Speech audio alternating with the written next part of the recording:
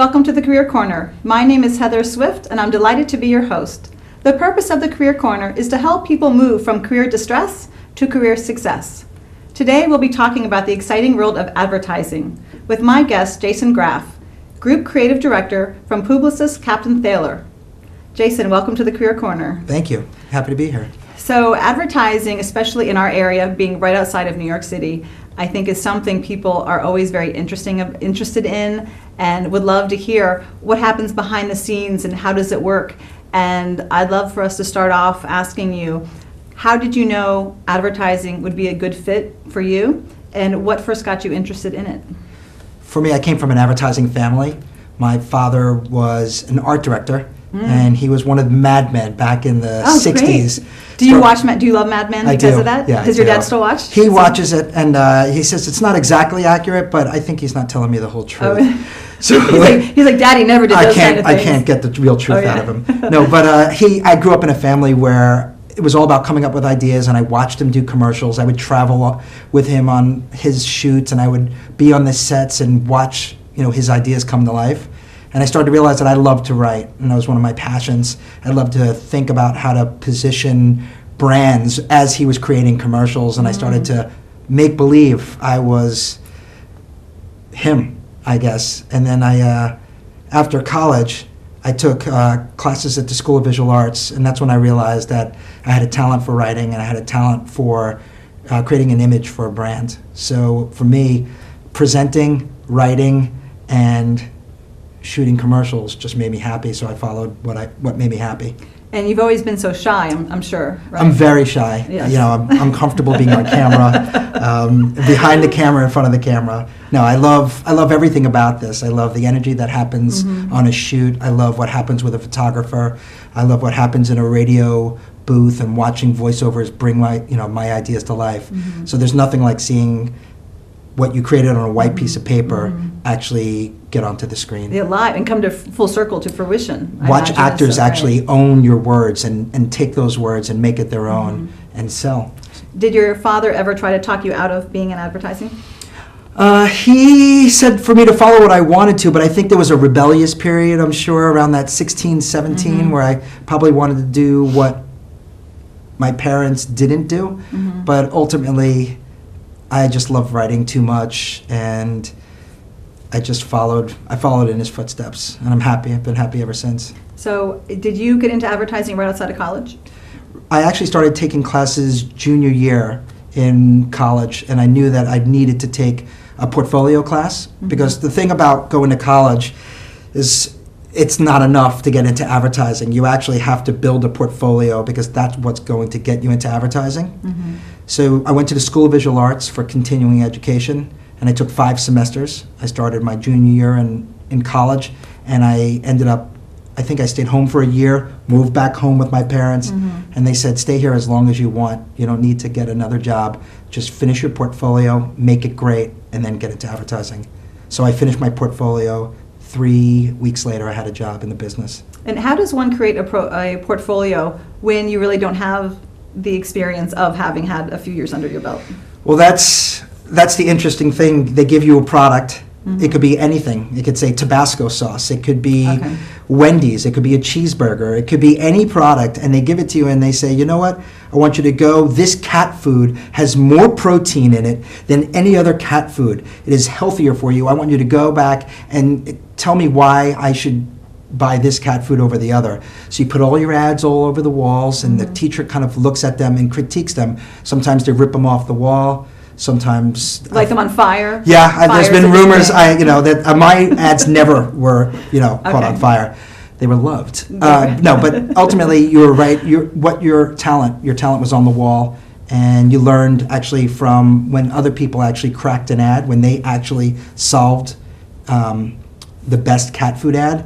You learned what they did, and you just keep trying to improve yourself. So over the course of time, it takes at least 2 years, I'd say. That's what a usual portfolio school, it takes about 2 years to graduate. And then from there, if you have talent, then you get into the business. Now, when you had your portfolio, back then, I'm sure it was, you had literally a portfolio you walked around with. You did. These days, are young kids bringing their iPads and flipping through, or has anything changed in that matter? Everything has changed.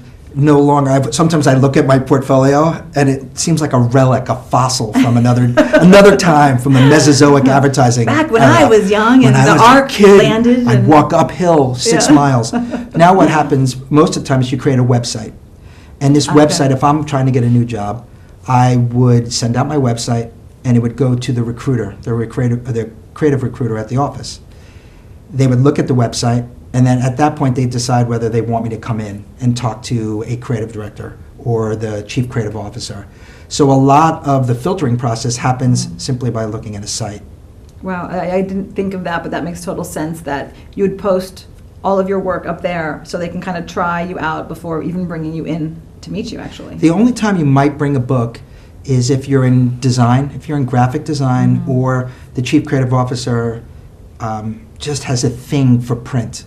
Wants to see how your level of execution, and sometimes it's hard to appreciate that on a screen. Yes. So you'll bring it in and you'll do your little presentation, and that doesn't happen as much as it used to, but it still does, mostly for graphic designers. Now, have you ever had to, and you don't need to name any specifics, but have you ever had to represent a brand that you hated, that you thought it was not the best X, Y, and Z, but you had to get people to want to buy it? I haven't had to work on cigarettes. Oh, that's good. So I haven't had to make that decision. I don't think there's anything out there that I've worked on that I felt at the end of the day, I felt so compromised. Like I was like, oh, this was a tough day. I worked on graham crackers, and I just don't like graham crackers. No, I guess I've been fortunate. I've worked on brands that I've been, at the end of the day, I felt that I've enjoyed myself, and I just had some fun thinking of ideas for whoever it may be. Are there any particular brands you can talk to, or experiences that when you look back over your years in the industry that really make you proud, or just really fun moments that you're like, yes, that is why I do what I do? I think for me, it didn't even come down to an idea. It came down to a pitch. We pitched Wendy's back in 2009. It was a huge pitch. They're a $300 million plus piece of business. And we were briefed in June, actually, and we gave up our entire summer to pitch, coming up with ideas, working weekends, working nights. And right before, about 3 days going into the pitch, everyone's exhausted. Everyone is so tired. But we had 1 weekend left. I don't think we slept. I felt like I was pledging, like back when I was in fraternity back in school. I was up all night, and we flew to Dublin, Ohio. We made our presentation to Wendy's. It was an incredible presentation. It felt great. And we all flew back, and Wendy's told us, you will know by tomorrow whether you have the business or not. Around 1 o'clock in the afternoon, the receptionist called up to my chief creative officer, Linda Kaplan Thaler's office, and said, there's a Wendy here to see you. I started to sprint. I went out to the reception, and Wendy's put a woman in costume to look like Wendy from the sign itself. Yes, one of the little shakes. And read a note saying, Kaplan Thaler Group, you have won the Wendy's pitch.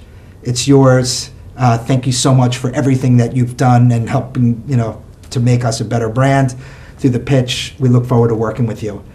And there's video about it today. I still look at it once in a while when I just feel like I want to just look at working hard pays off. And that to me was probably one of the highlights of my career. That's a great story. What a great way for them to announce to you also to have the Wendy's girl show up. It was genius. It was fantastic. And also what validation that they're a great partner to be able to come up with, instead of just, you got the business. Oh, it was fantastic. Yeah, it's a fun business, and that's, when the moment advertising becomes too serious, I might as well be an accountant.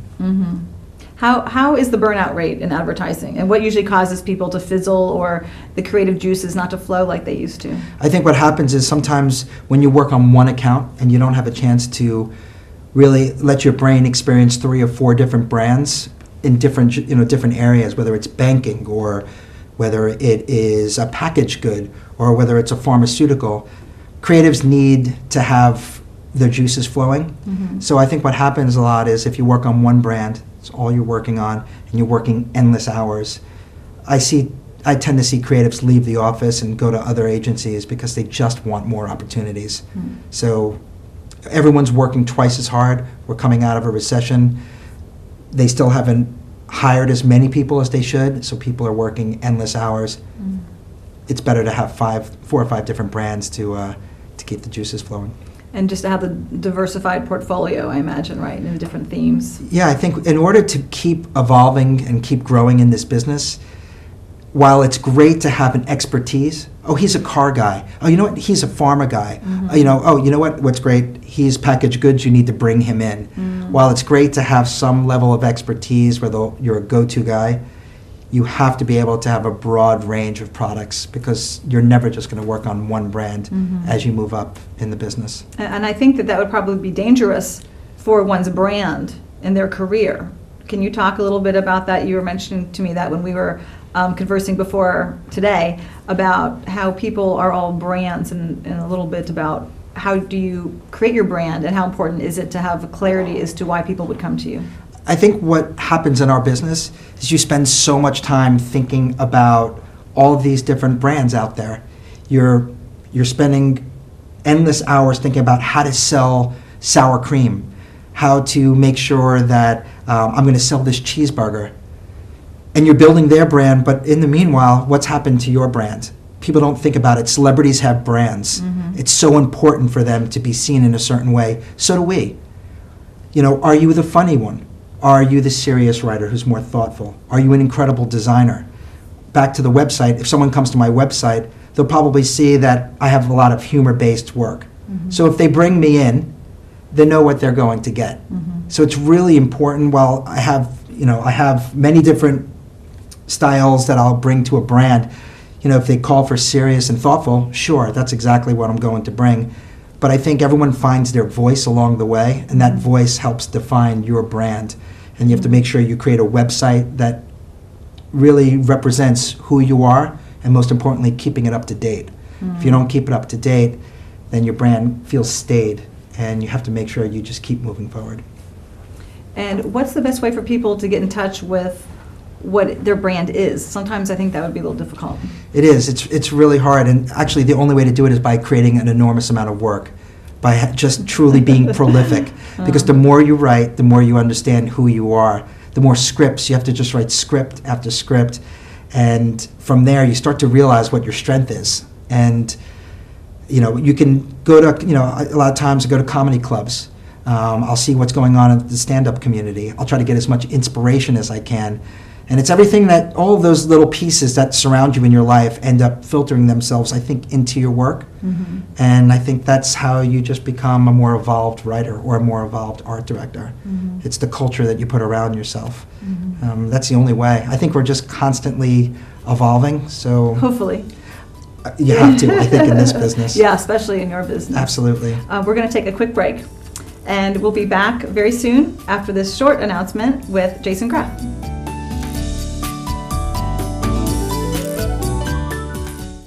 Local government, local educational institutions, and local community members all use cable access TV to communicate their message. They depend upon it as an affordable means of outreach. Public educational and government access television empowers local government agencies, individuals, and groups to use the media to speak directly to their constituents in a more direct and cost-effective way. Make sure everyone has a voice. Support your local PEG channels.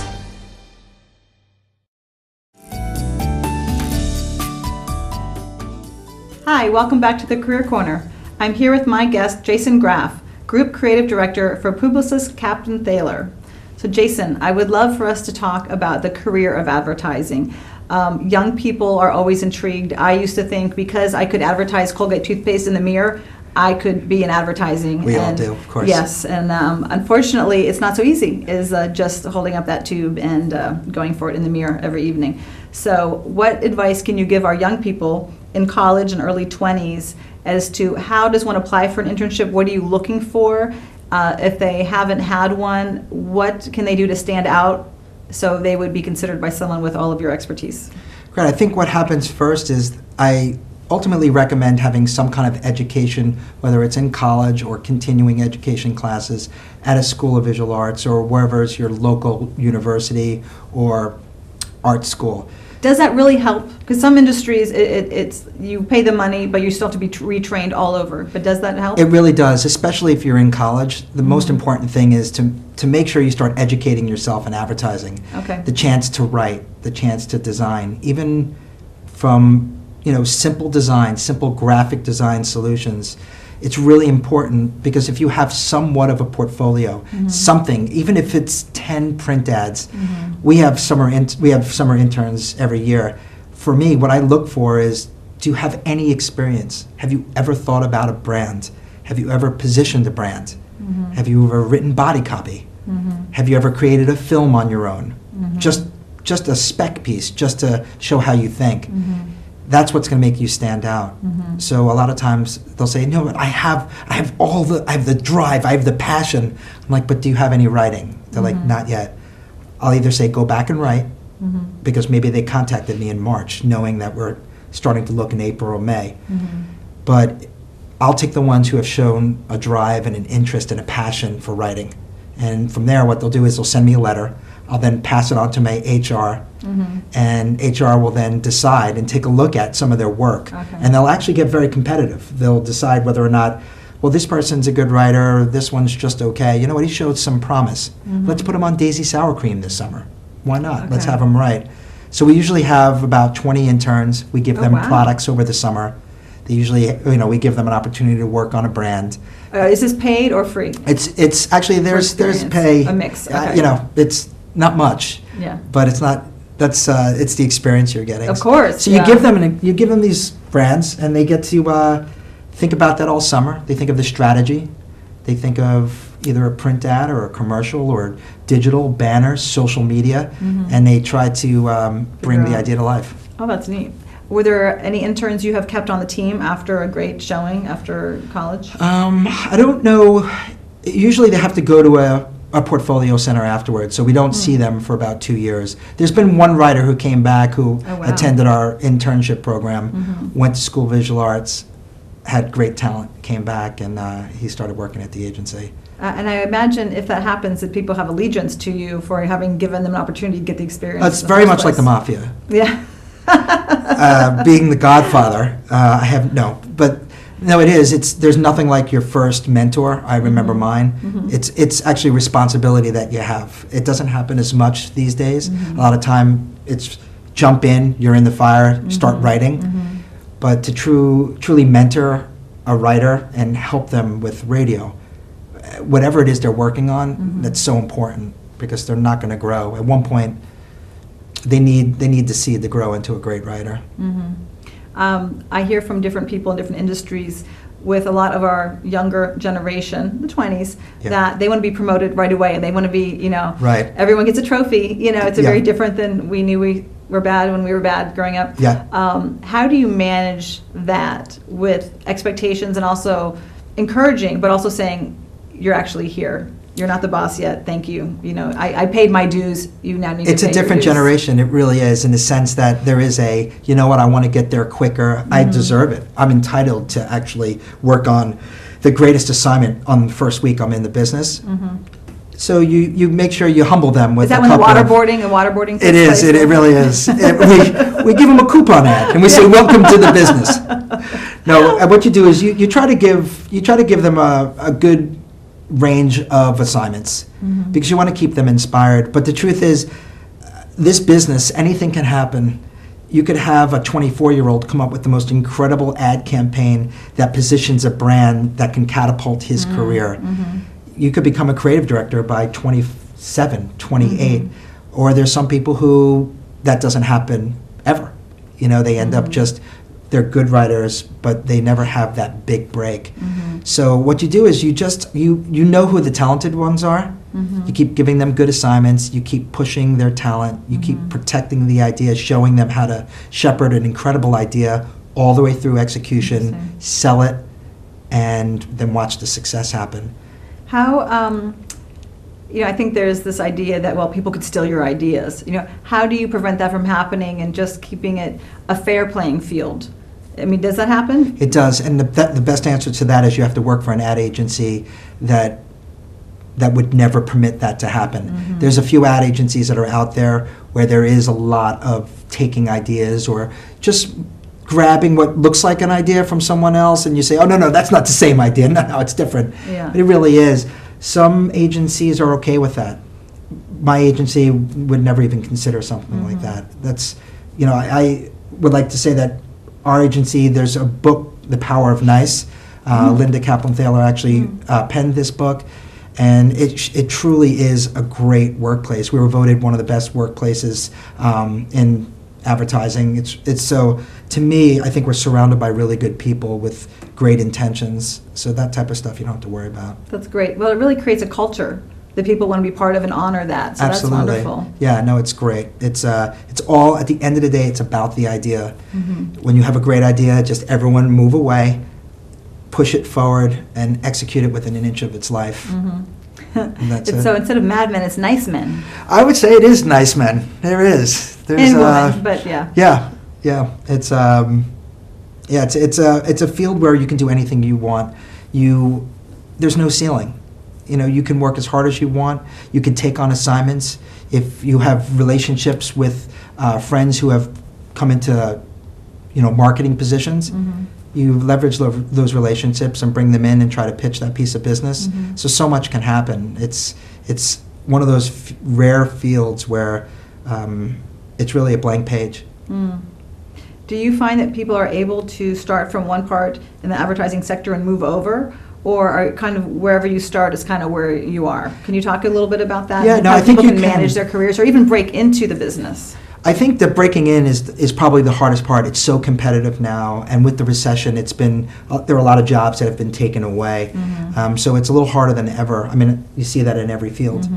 But once you're in and you start to show talent, you're on a good path. What can happen is there's pharmaceutical advertising, which is its own thing completely. And what I hear is that once you're in the pharmaceutical advertising and you work for an ad agency and that's all they do, it's a little hard to break back into what's called mainstream. Once you get on those little blue pills. Yeah, once you get on those little, you get real excited and you're up all the time. But ultimately, it's really hard to break back into mainstream advertising. So for me, I love... Your brand is too trenched almost. You start to become an expert in pharma, and there's absolutely nothing wrong with that. You can have an incredible career. It's just a matter of where do you want your brand to go. So that's a little hard. I've heard it's difficult to make the crossover. But what I've also found is that later in advertising, as you get a little older, there is a feeling of like they want to put some of that young blood, new talent on business. It's a fact of the business. So a lot of times creatives will find themselves either out of a job or have to reinvent themselves. And that happens a lot. And even for my father, he worked in the business, worked on mainstream for a while, wildly successful career. At one point, he actually had to reinvent himself, and he created an entirely a pharmaceutical portfolio within 6 to 9 months, and has had an incredible career in pharma, selling over-the-counter medicines, and he's been thrilled with it ever since. So when you say he created a portfolio, meaning he took different brands and through his own ideas just created from scratch, look what I can do. Right. He had worked on Excedrin, and he had some pain reliever experience, and he did great things with it. But ultimately, he did take what's called spec. He created spec ads, and he just chose 5 or 6 brands and created some really nice work, and then shopped that around and got a great job. And you would be hired not by the actual organization, but by the agency that's partnering with the organization, correct? Yeah, exactly. Because you do have the client side too, which would be their marketing or branding departments. Right. Is that who you're? So what you do, there's 2 ways. It's very interesting what's happening in advertising now. There are in-house jobs, which are working for the client, and a lot of creatives are doing that. They love it. They're working closely with the client. In fact, they are the client, actually. And they are responsible for everything that the brand is actually doing, whether it's social media, print, radio, TV, it doesn't matter. They don't need an advertising agency, which a lot of times cuts the overhead. Some of those things that come with an ad When you agency. take anything in-house, that happens. Yeah. So interesting. But then It's also- ultimately, what's really great about having an ad agency is you have a lot of resources. Mm-hmm. You have more people at your fingertips. You have all the different departments all living in one particular, under one roof. So that's the other route, is where you spend your career always working for an ad agency. Mm-hmm. Or the other is you start your own shop. So what would you say have been like the biggest surprises in being in the ad field for as long as you have? The biggest surprises, I think the way it's evolved the most now is what's happening in digital media, what's happening in social media. I don't think, I mean, it was happening in 97, 98 when websites and Yeah. this thing called the internet happened. Yeah. It almost, it was like a speeding car Isn't that that funny? hit our We'll business. be telling our grandchildren someday, yeah, I was around when the internet just came on. This information superhighway actually happened. But that is the most exciting thing that's happened in our business. And it's given everyone, every writer, every art director, an opportunity to just reach consumers, touch consumers in a way that we never thought possible. Mm-hmm. It's given writers like me a chance to write long format, 1.5 minute, 2 minute shorts, whether it's web content.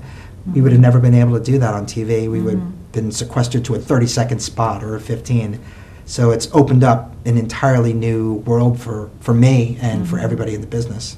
So we have about a minute left. So in that time, would you share, if people are interested in getting into the business, like what not to do and what to do? Just if you can rattle off a few, what would totally ruin the brand before you even have a chance to begin, or Right. just make sure you do X, Y, Z as you are presenting yourself to ad agencies? I think the first thing you should do is you have to have all your passion on your sleeve. That is the most important thing. They want to see that. They want to see what you have inside. And you have to be able to sell yourself. A lot of people can't. A lot of people just might end up showing their work, or if they're sitting with that chief creative officer and they're watching all their work on a website, they just sit there and they don't bring who they are to the table. And it's so important. You have 30 minutes with a chief creative officer who's ready to go into their next interview.